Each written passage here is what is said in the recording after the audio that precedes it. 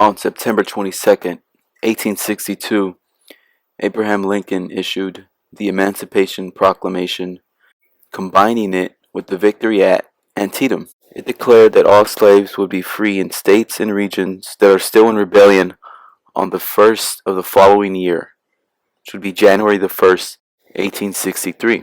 It's important to note here that the slaves in the North were not freed. This made it a war of slavery versus freedom and prevented any kind of foreign intervention. For example, Britain and France would not help the Confederate States of America since it became a war to end slavery. The genius of Abraham Lincoln's political decision was that he gave a deadline of January the 1st to Jefferson Davis to put down his insurrection.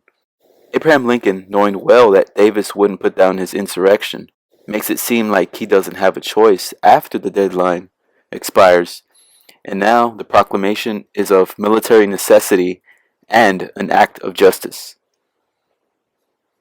Following the deadline, Abraham Lincoln makes an aggressive recruitment campaign for blacks as soldiers following the Emancipation Proclamation. White Union soldiers start losing interest in fighting since it has become, to them, a war to free the slave. Volunteering starts going down, so conscription laws are put into place and a draft commences.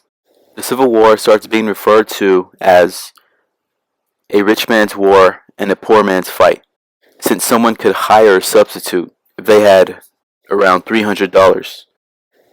Riots occurred in New York City shortly after the conscription laws were passed. These riots and protests became so bad that Abraham Lincoln suspended the constitutional right of habeas corpus in the North to put down cases of disloyalty.